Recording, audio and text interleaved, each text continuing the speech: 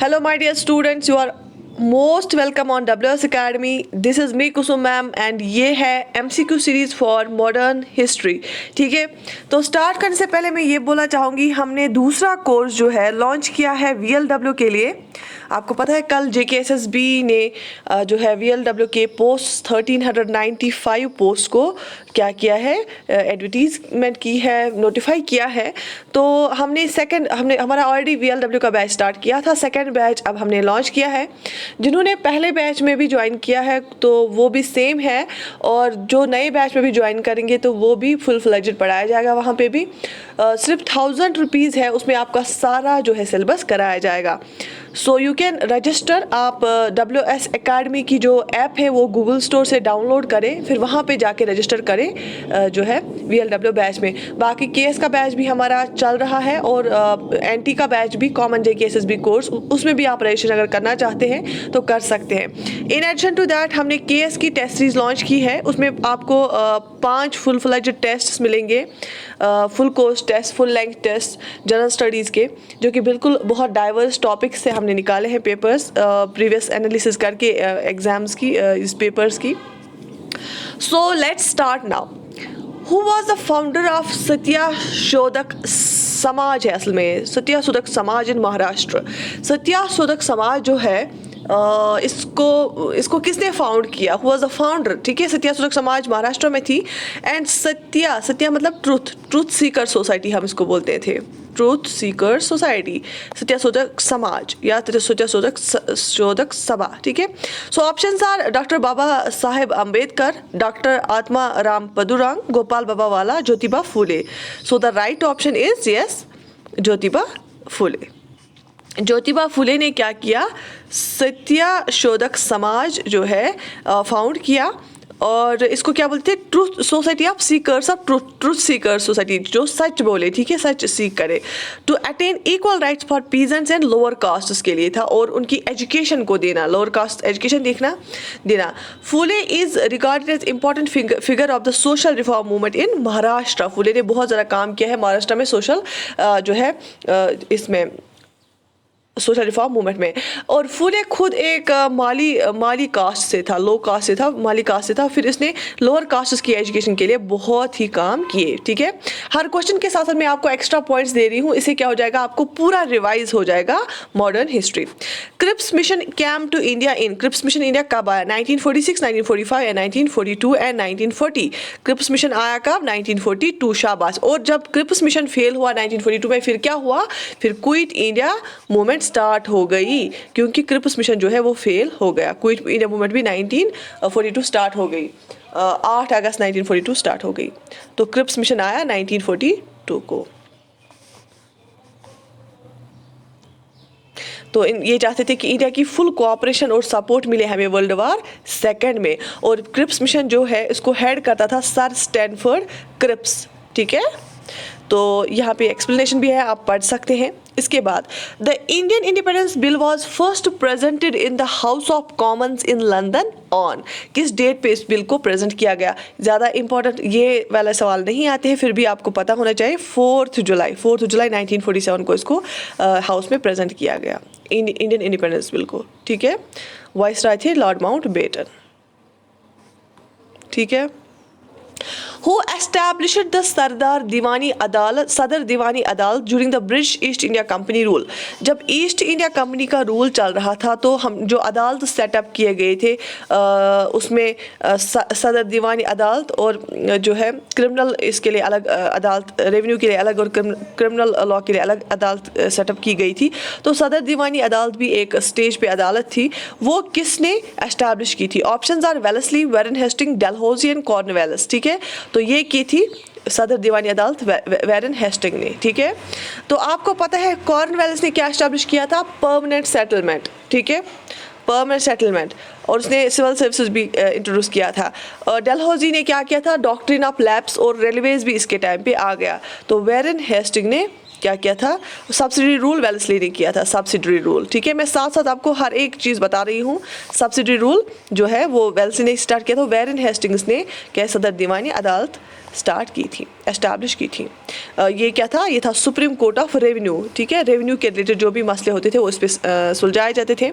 ये कलकत्ता में इसने एस्टैब्लिश किया।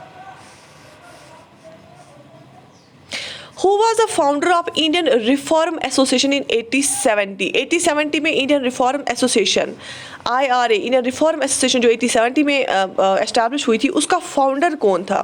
देवेंद्रनाथ टैगोर, केशव चंद्र सेन, राम मोहन रॉय, दयानंद सरस्वती। तो ये इसका फाउंडर इंडियन रिफॉर्म मूवमेंट का, इंडियन रिफॉर्म एसोसिएशन भी इसको बोला जाता था।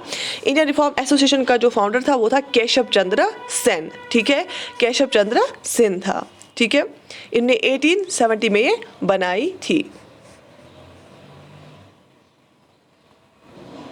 और राजा राम मोहन राय ने ब्रह्मो सभा एंड आत्मीय सभा एंड ब्रह्मो समाज के साथ डील करते थे। दयानंद सरस्वती ने आर्य समाज क्या किया था? आर्य समाज को फाउंड किया था, आर्य समाज स्टार्ट किया था। ठीक है, यहाँ तक समझ आ गई।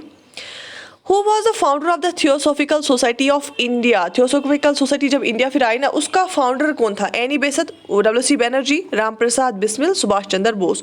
ओवैसी थियोसॉफिकल सोसाइटी के साथ कौन एसोसिएटेड था? एनी बेसंत। इंडिया में आके फिर इन्होंने थियोसॉफिकल सोसाइटी ऑफ इंडिया में एसोसिएटेड थी एनी बेसंत। फिर ये इसकी प्रेसिडेंट भी बनी। तो ये फाउंड किया था लेकिन सबसे पहले मैडम HP बालावटस्काई। ठीक है, उन्होंने फाउंड किया था।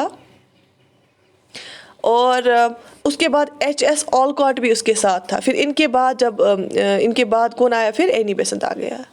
तो उन्हीं के इंस्पिरेशन में theosophical society of India, Adyar, Madras. याद रखना, देखो थियोसॉफिकल ये पहले इन्होंने न्यूयॉर्क में लॉन्च किया था, फिर इंडिया में 1886 में, न्यूयॉर्क में इन्होंने 1875 में इसको लॉन्च किया था, फिर इंडिया में 1886 में इन्होंने theosophical society of India launch की। लेकिन इसका हेडक्वार्टर कहाँ पे रखा? मद्रास में। अदियार एक जगह है, वहीं पे मद्रास में इसको ये किया, एस्टैब्लिश किया।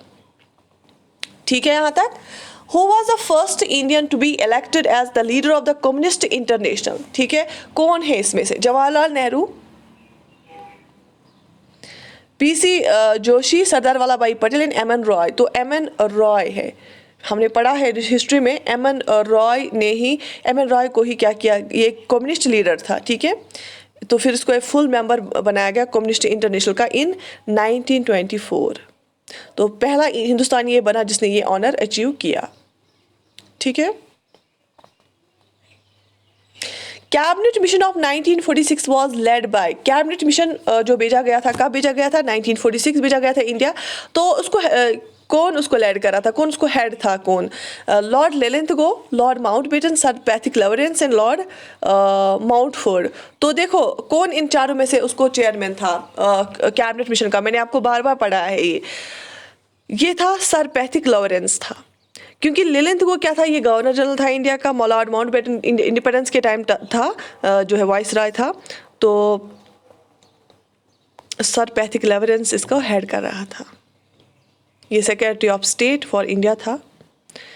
तो इसमें स्टैनफोर्ड क्रिप्स भी था। दूसरा मेंबर कौन था इसमें कैबिनेट मिशन में? Stanford Cripps. और तीसरा था अलेक्जेंडर। ठीक है, तो एक तो sir Pethick Lawrence, Stanford Cripps और अलेक्जेंडर, 3 मेंबर्स थे, लेकिन सर पैथिक लॉरेंस उसको लीड कर रहा था। ठीक है, the quintessence of Gandhian thought is satyagraha, metaphysics, E Jones and moksha.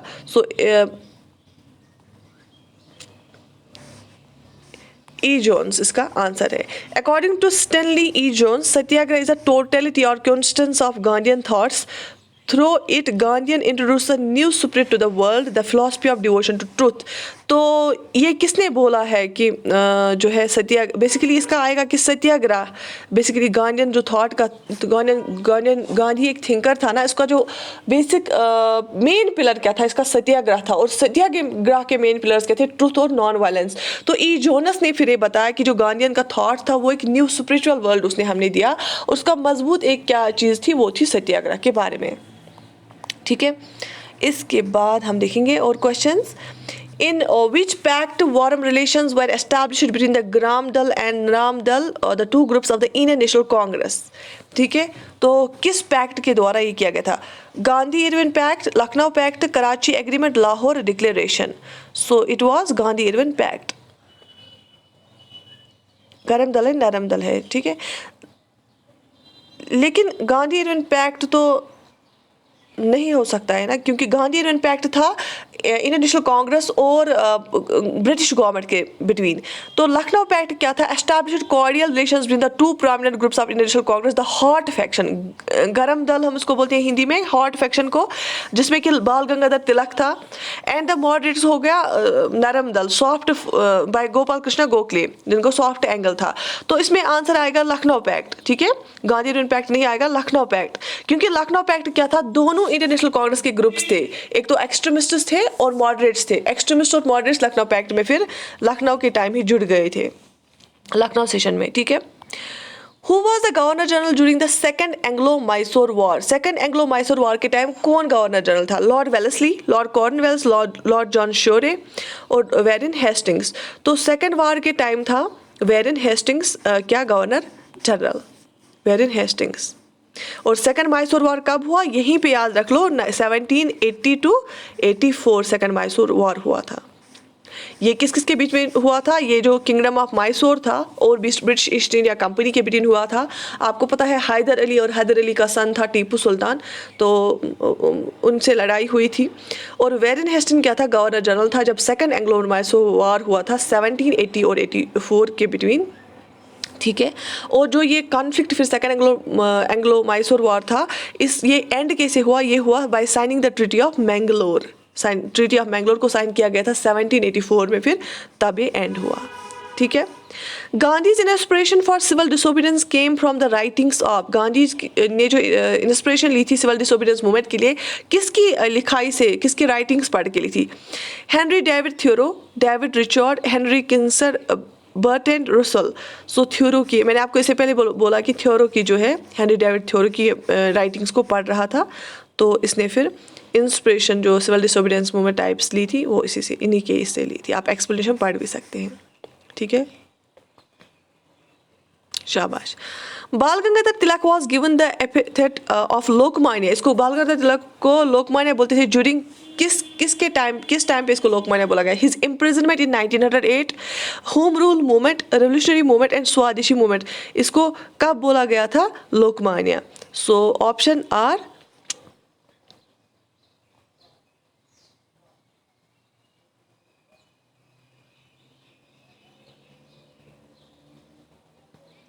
Home Rule Movement. Bal Gangadhar Tilak was conferred with the honorary title of Lokmanya, which literally means Lokmanya का मतलब होता है accepted by the people.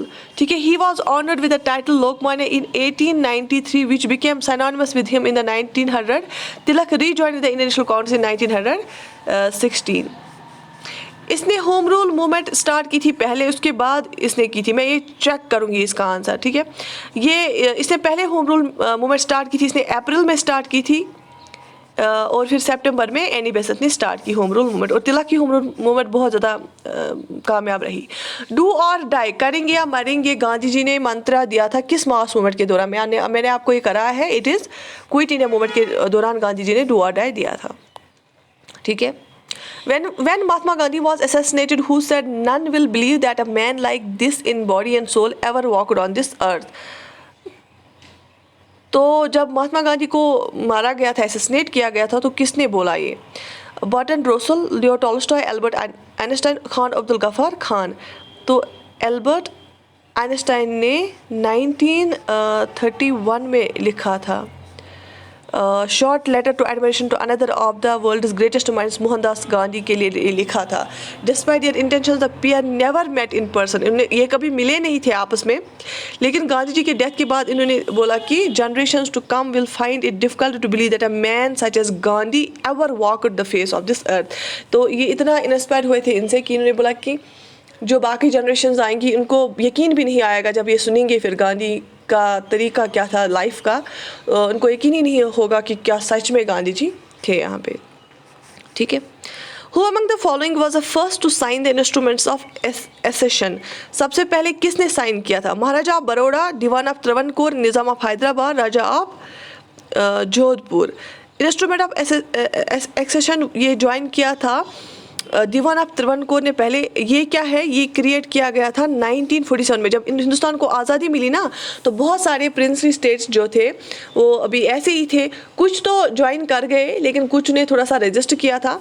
तो instrument of accession कब बनाया गया था? 1947 में, टू एनेबल क्या, जो भी हर एक रूलर प्रिंसली स्टेट का रूलर है ना, वो ज्वाइन करे नए डोमिनियंस को, ठीक है, पाकिस्तान और इंडिया, ठीक है। तो इंस्ट्रूमेंट ऑफ एक्सेशन को 1947 में ही क्रिएट किया गया था। फिर इन्होंने जो राजास थे प्रिंसली स्टेट्स के, इन्होंने ज्वाइन किया। सबसे पहले दीवान ऑफ त्रावणकोर ने ज्वाइन किया था, साइन किया था इसको।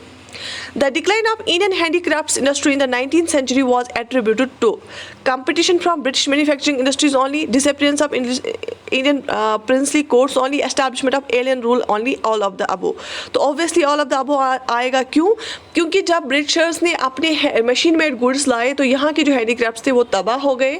वो ऑब्वियसली वो चीप गुड्स थे, मशीन मेड गुड्स। और इन्होंने क्या किए, जब इन्होंने स्टेट्स को एनेक्स किया था, राजाज और महाराजाज यहाँ के प्रोडक्ट्स लेते थे। जब वो राजाज और महाराजाज रहे ही नहीं तो उनकी जो ख़रीदारी ख़त्म हो गए। और रॉ मटेरियल को भी इन्होंने ब्रिटिशर्स ने ब्रिटिश ले लिया, तो ऑब्वियसली रॉ मटेरियल भी फिर महंगा पड़ा। तो बहुत सारे रीजन से जिसकी वजह से हैंडीक्राफ्ट्स यहाँ पे रूइन हो गए। The joint session of the Congress and Muslim League was held in 1916 at। joint session कहाँ पे लिया गया था 1916 में? मैंने अभी बोला है, कांग्रेस और मुस्लिम लीग दोनों का दिल्ली, कानपुर, लखनऊ और मद्रास, ये लखनऊ में हुआ था 1916 में, ठीक है।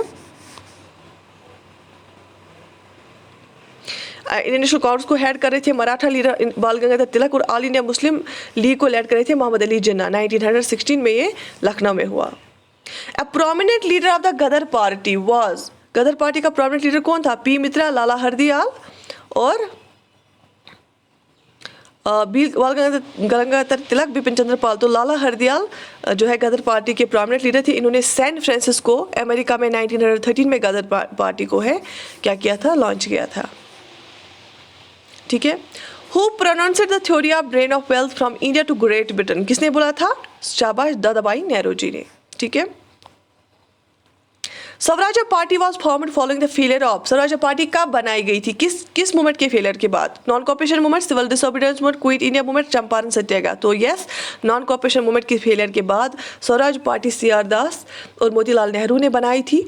और चोरी चोरा इंसिडेंट हुआ था 1922 में, जिसमें 22 पुलिसमैन को जलाया गया था। फिर गांधी जी ने नॉन कॉपरेशन मूवमेंट को विड्रॉ किया था क्योंकि वो कोई वायलेंस नहीं चाहते थे, ठीक है। Who was the founder of Aligarh movement? Aligarh movement का फाउंडर कौन था? सर आगा खान, मौलाना अल्ताफ हुसैन हाली, मौलाना शिबली से सर सैयद अहमद खान। तो it was sir Syed Ahmad Khan, founder of Aligarh movement, ठीक है। यहाँ पे आपको एक्सप्लेनेशन भी दिख रही होगी, यहाँ पे पढ़ भी सकते हैं आप। The Khilafat movement was launch to protest against the humiliation of. Khilafat movement को क्यों लॉन्च किया गया था? किसके लिए? तुर्किश खलीफा आगा खान, मोहम्मद अली जिन्ना, अबुल कलाम आज़ाद। तो तुर्किश खलीफा के लिए इसको लॉन्च किया गया था क्योंकि उन पर एक जो ट्रीटी आयद की गई थी, तो उसके खिलाफ ये उठी थी ये मूवमेंट 1919 में, ठीक है। Who among the following founded the all India Muslim league? किसने इनमें से ऑल इंडिया मुस्लिम लीग बनाई? सईद अहमद खान, मोहम्मद अली आगा खान, हामिद अली खान। तो ये बनाई थी आगा खान ने, ठीक है। पहली ऑल इंडिया मुस्लिम लीग को कहाँ पे किया गया था? अमृतसर में। सर सैयद अली इमाम उसके प्रेसिडेंट थे, ठीक है।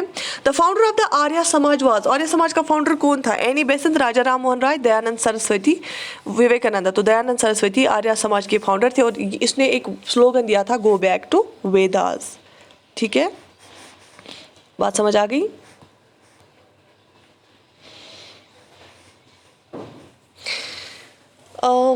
An educational conference endorsing Gandhi's proposals for basic education through the vernacular medium was held at इसमें डेट कुछ गलत आया है. एजुकेशनल कॉन्फ्रेंस, क्योंकि गांधी ने एक प्रपोजल दिया था बेसिक एजुकेशन का, जो कि वो चाहता था कि हिंदी मीडियम से या अपनी ज़ुबानों में, मादरी ज़ुबान में हम पढ़ाएं.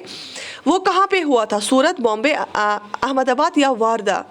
ये हुआ था वारदा में. क्यों? क्योंकि उसको हम बोलते हैं वारदा स्कीम ऑफ एजुकेशन, जो कि बेसिक एजुकेशन स्कीम दी थी गांधी ने, उसको हम वारदा स्कीम ऑफ एजुकेशन बोलते हैं, क्योंकि ये सेशन हुआ था, ये मीटिंग हुई थी वारदा में. Gandhi salt satyagraha was part of, किसका पार्ट था? Champaran satyagraha, quit India movement, non cooperation movement, civil disobedience movement. Gandhi जो साल्ट सत्याग्रह था वो सिविल डिसोबीडियंस मूवमेंट में का पार्ट था. ठीक है.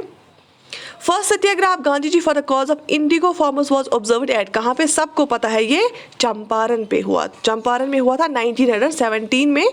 1917 में राजकुमार शुक्ला ने गांधी जी को वहाँ बुलाया था. क्यों? इंडिगो फार्मर्स के साथ जुल्म हो रहा था. तो 1917 में पहला जो है civil disobedience movement Gandhi ji ने ऑब्जर्व किया इंडिया में. तो इंडिगो फार्मर्स के रिलेटेड पहला सत्याग्रह हुआ था वो. ठीक है. The Portuguese governor who established sati in Goa was abolished. ऐसा कौन सा पुर्तगीज गवर्नर था जिसने सती को, एक जो वुमेन के साथ जुल्म होता था, सती को एबॉलिश किया गोवा में? So it was Albuquerque, Cabral, Almeida, de Braganza. सो ये किसने किया था? अल्बुकर्क ने किया. अल्बुकर्क ने बहुत सारे काम किए थे. यूजुअली जब ऑप्शंस गवर्नर जनरल का आएगा पुर्तगीज वाला, अल्बुकर्क ही होता है, क्योंकि अल्बुकर्क ने बहुत सारे काम किए थे.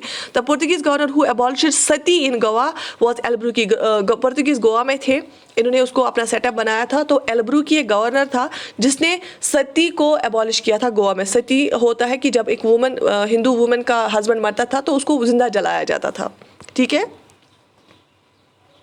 इन which year Gandhi ji established Sabarmati Ashram in Gujarat?